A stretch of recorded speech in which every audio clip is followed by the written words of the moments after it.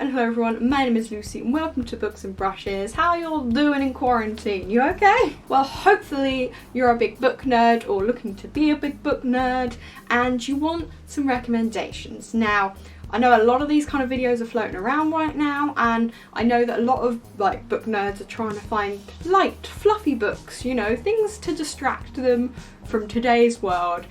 Light, happy, trying to keep it positive because when the world's negative, they kind of want to balance it out. But I'm a masochist. I'm sure I can't be alone in this, but I want to read books that are dystopian because it's my favourite genre, and I'm not going to not read these books because the world is a bit too real and bad right now. I've put together a list of books that are reminiscent or have similar themes to quarantine or isolation or like the breakdown of society or anything that I think has a running theme with what's going on in the world right now. You can call it really morbid or really strange that I'm focusing in on these themes. But hey, I like the introspection, I like the analysis, and I like reading dystopian books. Sorry, if you're looking for a list of happy, fluffy books, you're not really gonna find them here. That's not what I read. So I can't really recommend happy, fluffy books, but I can recommend a few books that have got themes of isolation or themes of societal breakdown. So that's the list I'm bringing to you today. Maybe it's something a bit different for you, maybe it's not what you're looking for, maybe this will be a list of books for you to avoid. But either way, it's the list I'm doing, so let's go. First up is Outside by Sarah Ann Jukes. This is about a girl who has been trapped inside all her life and she doesn't really know what the outside world is. And then she escapes and she discovers it, and it's a very dark, sinister novel, but also really wholesome. She's such a innocent little bean and she's in a very obviously dark situation, but she can't really grasp, she doesn't have the perspective to understand how bad her situation is, and it's heartbreaking to read. But the whole her discovering the outside world and learning about all these things she never knew is so wholesome.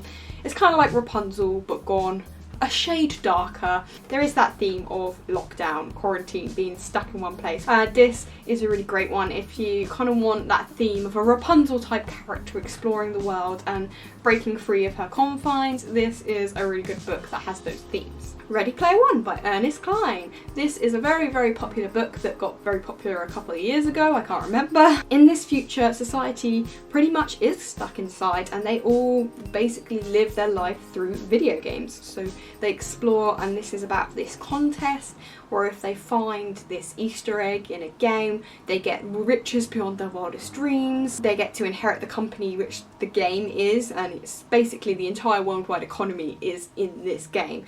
So society basically only lives through the game, and most people stay inside because the world's kind of collapsed. People live in poverty and the game is the escapism that they have. So I thought that was a really interesting theme, like escaping through another medium, you know, like if we're all stuck inside, I escape through books, people escape through video games or art or music, or there are plenty of other ways to escape and feel like you're outside without being there. And I think that's an interesting theme to introspect and look at, of escapism without actually escaping. And it's a really good book either way, and it might be a really nice distraction to envision this entire game world outside that you're not actually entering, but it feels like you're entering. Zero Repeat Forever by G.S. Pendergast. This one is about a world where basically aliens have invaded, and it's a survival story of our characters trying to survive this alien invasion, and it's very apocalyptic and running away, but there's also this kind of story from this one alien, and there's like this humanitarian aspect, and it's about survival and it's about society breakdown, and I just think it's a really interesting book. I haven't read it in a long time, so I don't remember exactly everything that happened, but if you're looking for something, you know, way worse than what we're going through, you know, if you want to completely go in the other direction and be like, yeah, our world isn't so bad, this would do it. Dry by Neil and Jared Schusterman. I just read this and talked about it in my March wrap up, so you can watch that if you want to hear more of my thoughts. But essentially this is set in California and the water has run out. there is no water, and it's about society's breakdown in suburbia when there isn't a basic necessity. People go from panicking in shops, does that ring a bell, to stockpiling water, to getting really selfish, and then it degrades further to a complete breakdown where people are desperate for water, and there are survivalists, and there are camps and like rescue revive centres where people are waiting for salvation that they're not gonna get, and it's very dark and it's very morbid and it's very desperate. It's a brilliant read. It really reminded me, this was the book that made me do this list because it really reminded me of the current world today. Obviously we haven't run out of water, but we can't go outside, so it's a different type of emergency, but emergency nonetheless. And it is a really good book that shows, you know, humanity and the good and the bad, and it's such an interesting story, and so many vibes from this made me think of the coronavirus right now. So is that a good or a bad thing? You tell me. The Gone series by Michael Grant. I read this for the last half of last year and just bled into the beginning of this year. If you've been around for a little while, you've heard all about this story, but it's set in California again. That's a popular location apparently. And it's all the kids in California, and suddenly all the adults disappear. There's like this dome around and no one can explain it. There's a bunch of mutating animals and kids get superpowers, and the kids are left to fend for themselves. They have to build their own society and work, and there are children, and they have to, you know, get hierarchy of a power system going, and it's all the fantastical things they encounter and dark forces they have to fight. There's superpowers and battles, and it's all about, you know, humanity and what you're fighting for, and all these kids that do the right and the wrong things. And it's quite dark, it's quite morbid, but it's also beautifully written, and there's a sense of desperation. And the reason I thought of this book was because instead of everyone being trapped inside, this is like all the adults being pushed out. So it's like their own society in it. They are locked in, they can't escape. Running themes, guys. This is a great series if you want something dark and reminiscent, but also something fantastical at the same time.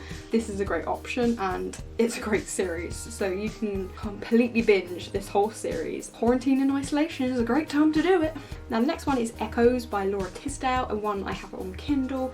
This book is about a girl who is a hacker, and no one knows she's a hacker because she's secret, but she has a whole online world, and she's basically the best at what she does, and no one knows her identity online. It's a good book about, you know, being trapped inside but making the best of your situation and the want to go outside.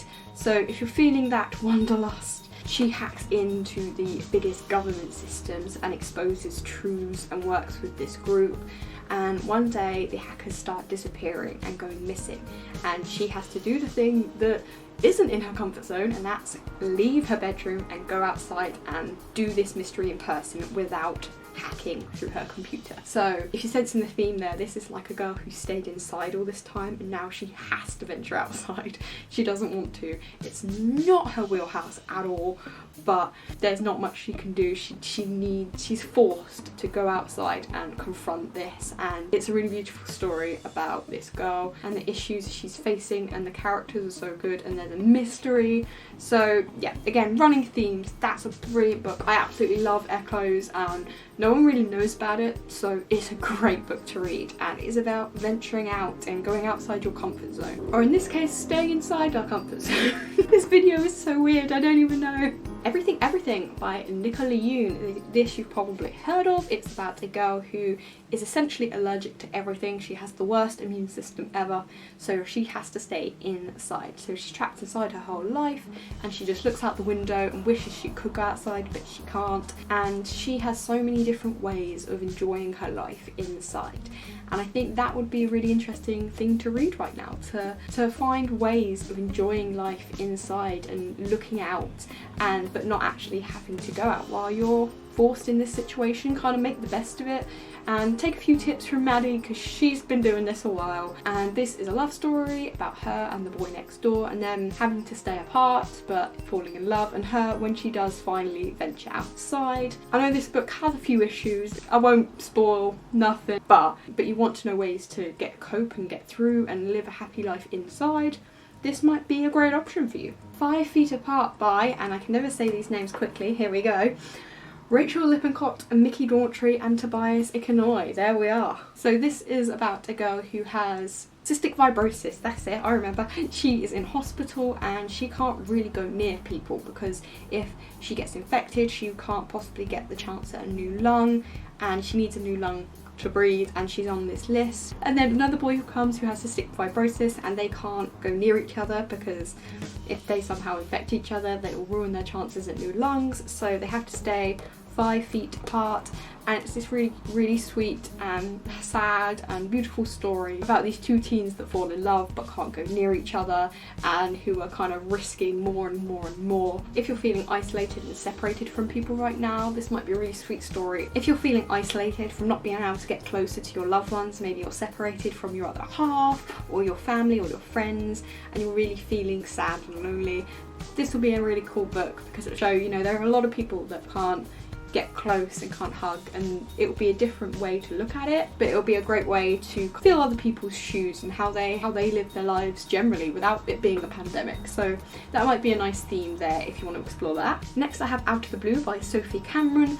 This is a really great book where the entire world is affected and brought together by a singular event. Sound familiar? So in this world, it's set in the modern world, but angels are suddenly falling from the sky, and scientists are completely baffled. Religious groups are going mad over the kind of "I told you so" route.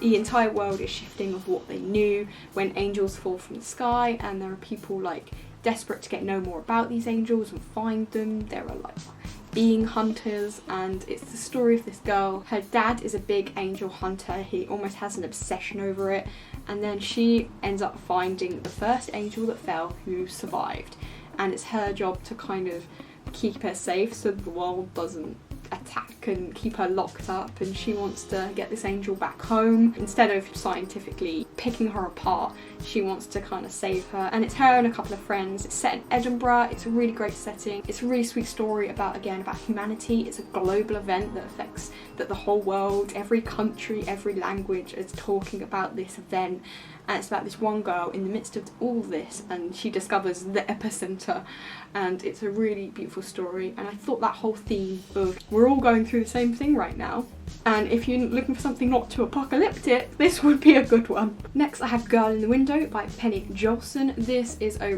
really sweet book about a girl who is trapped inside. Who knew? So this book is about a girl who has, what is it FS? Fatigue syndrome? I can't remember. It's basically her joints and that don't work properly, and she gets really tired easily, and she pretty much can't really go outside because if she does, she wouldn't be able to make it back. So she's always trapped inside because she's just too tired. She can't go to school, and she's pretty miserable about the aspect of not being able to go outside. Again, very everything. A girl who just wants to go outside but can't, and has to, you know, do all her schoolwork from home, but who wants nothing more than just to be normal and to go outside.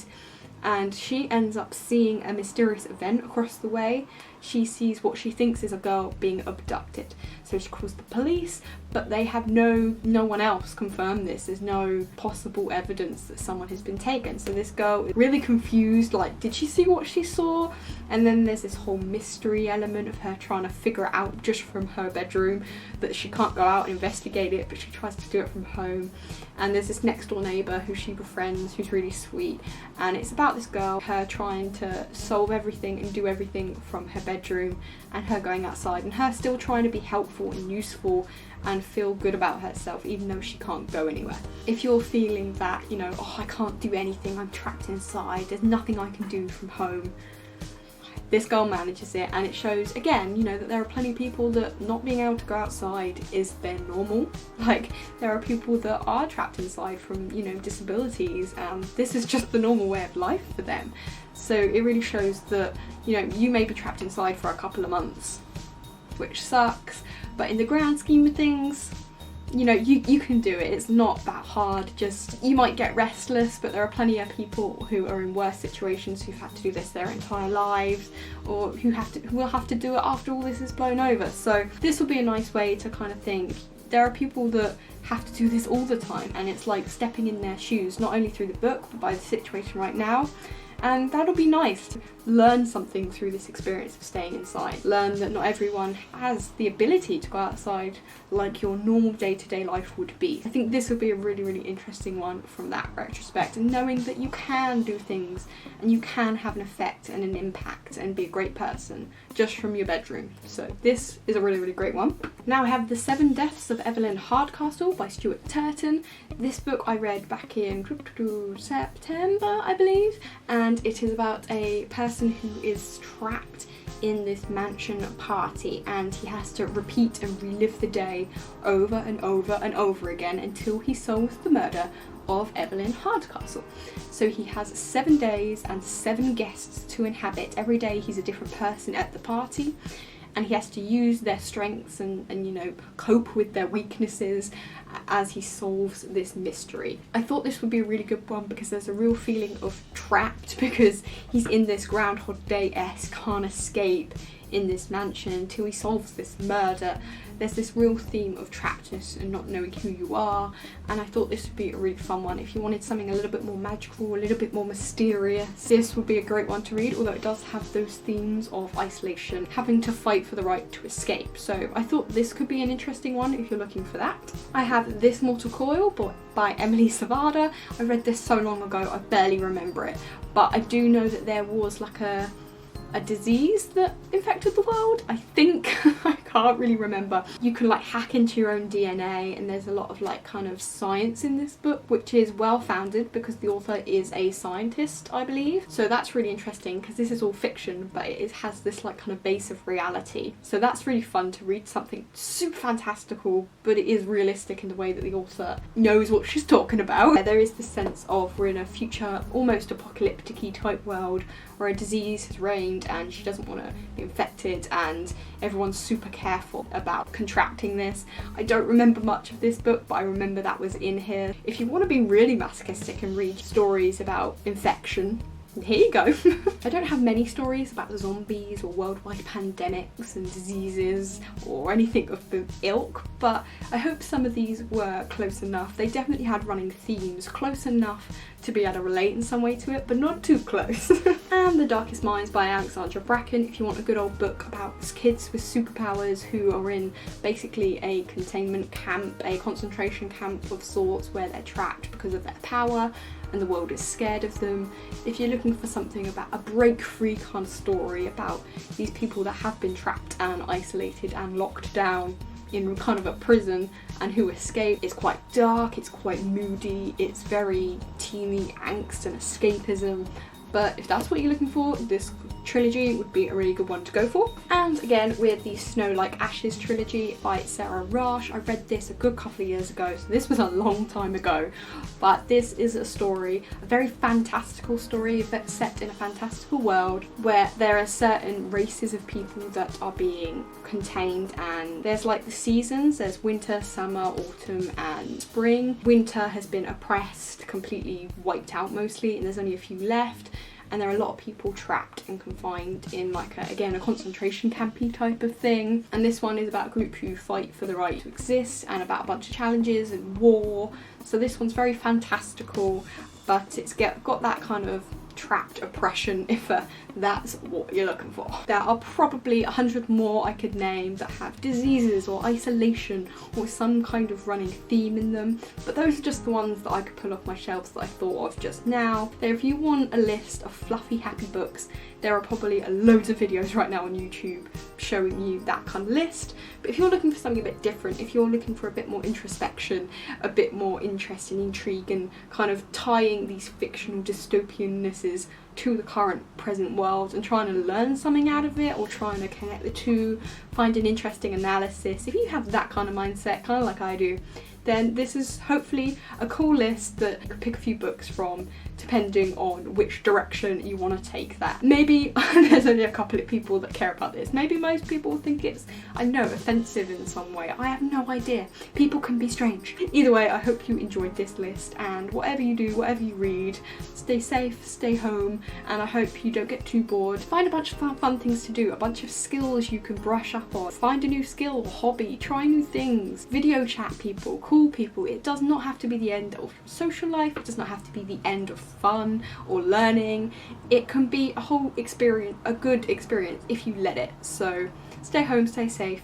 If you like this video, if you like something a bit different, if you like the books on this list, give this video a like and let me know down below if any of these books you've read or you want to read, or if you have a book that is similar to this pandemic in some sort of way that you could recommend to me, because I'm looking for all these books that I want to read that I can tie to the current world. So please like this video and comment down below, and I will see you in my next video. Bye!